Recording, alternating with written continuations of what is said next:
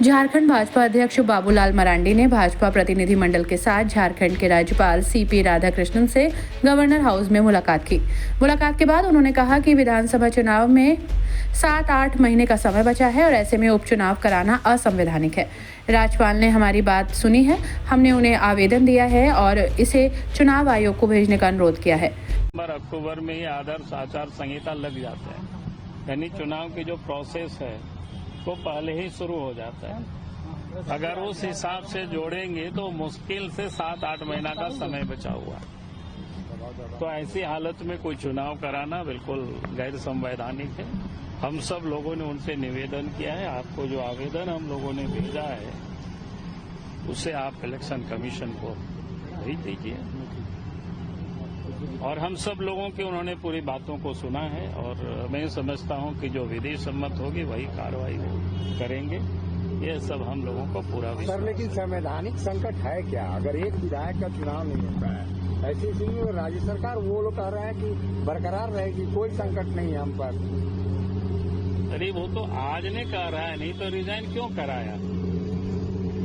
Resign तो दो ही स्थिति में होता है, या तो सरफराज अहमद जी के साथ पार्टी की कोई झगड़ा हो, तभी तो कोई दल छोड़ते हैं, और दल छोड़ते हैं तो फिर पद से वो रिजाइन करते हैं। तो उनकी कोई झगड़ा भी नहीं है। दूसरे दिन आप सबने देखा कि जब 3 तारीख उनकी बैठक हुई थी, उस बैठक में सशरीर उपस्थित थे, जो मैंने आप ही सब लोगों का न्यूज को पढ़ा।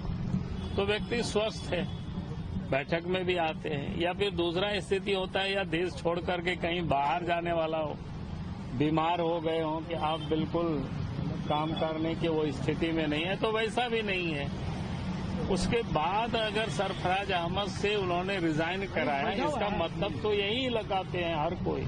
आप सब लोग भी यही समझते हैं, कोई भी यही समझता है। शायद कोई नैन विधायक को, और जैसे लालू यादव ने बेओर जेल जाने के पहले अपने पत्नी को बना दिया था सीएम, तो शायद हेमंत सोरेन भी कहीं ऐसा ही ना सोच रहा हो और गलती से कुछ इस प्रकार की कदम उठा तो फिर वो बड़ा संवैधानिक संकट हो।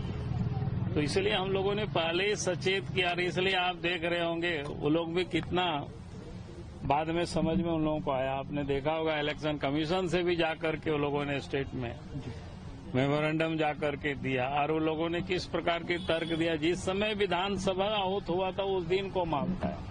भाई हर कोई जानता है विधानसभा जो गठित होता है इलेक्शन कमीशन करते हैं, और इलेक्शन कमीशन जब चुनाव समाप्त हो जाता है और इलेक्शन कमीशन करता है तो हर विधानसभा क्षेत्र के लिए रिटर्निंग ऑफिसर होते हैं, और चुनाव का परिणाम आते ही वो इलेक्शन कमीशन को लोग भेज देते हैं। और इलेक्शन कमीशन जब विधानसभा को कंस्टिट्यूट करते हैं तो विधानसभा सचिवालय को भेज देते हैं, यानी उसी दिन वो कंस्टिट्यूट हो जाता है। गवर्नमेंट अब जब बनावे, विधानसभा लोकसभा जब बुलाना है आप बुलाइए, उसके लिए इलेक्शन कमीशन की कोई जरूरत नहीं है।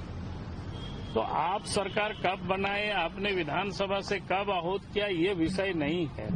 विषय तो ये होता है कि विधानसभा कब कंस्टिट्यूट हुआ। इसलिए अगर आप सब लोग इलेक्शन कमीशन से पूछिए वो कब चुनाव कराएगी, उनके हिसाब से थोड़े है कि वो आपकी सरकार नहीं बनी, आपकी सरकार बनने में देर हुआ, आपने विधानसभा को बुलाने में देर किया, उससे उनको कोई मतलब नहीं है। विधानसभा तो उसी दिन कंस्टिट्यूट हो गया जिस दिन इलेक्शन का यहाँ रिटर्निंग ऑफिसर ने रिजल्ट के बाद इलेक्शन कमीशन को नाम की सूची भेज दी, और वहां से गठित करके उन्होंने विधानसभा को भेज देते हैं कि इस दल के कौन कौन प्रत्याशी चुनाव जीते हैं, कौन निर्दलीय हैं, सब कुछ वो भेज देते हैं। फिर उस आधार पर विधानसभा अध्यक्ष अपना अग्रतर कार्रवाई करते हैं, लेकिन विधानसभा तो उसी दिन कंस्टिट्यूट हो जाता है। तो लोगों को भ्रमित करने की, दबाव में लाने की कई कोशिशें चल रही है। और कल तो सुप्रीम कोर्ट का भी जो जजमेंट आया वो तो एकदम क्लियर कर दिया। और यहाँ तो हमने कहा कि 1 साल तो से भी बहुत ही कम है,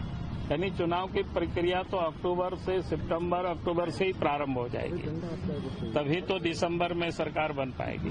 तो ये सब बिल्कुल सर, लेकिन जो ऑफिस ऑफ प्रॉफिट का मामला है उस बारे में भी बातचीत हुई क्या? नहीं, वो तो हम लोग उस बारे में, वो तो गवर्नर से आप लोग बात कर लेंगे, उस बारे में हम लोगों ने नहीं बात की। हम लोग जिस बारे में ठीक है सर, तो आपको झारखंड के गांडेय से झारखंड मुक्ति मोर्चा के विधायक रहे सरफराज अहमद के विधानसभा सदस्यता से इस्तीफा देने के बाद ये सीट खाली है। जेएमएम के नेता इस सीट पर उपचुनाव की मांग करने लगे हैं और वहीं बीजेपी शुरू से ही इसके विरोध में है।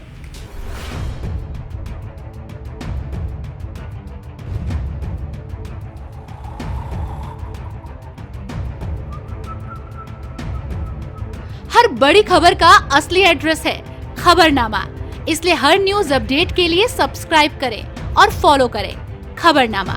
और इस वीडियो के लाइक बटन को प्रेस कर इस वीडियो पर कमेंट के जरिए अपनी राय देना ना भूलें।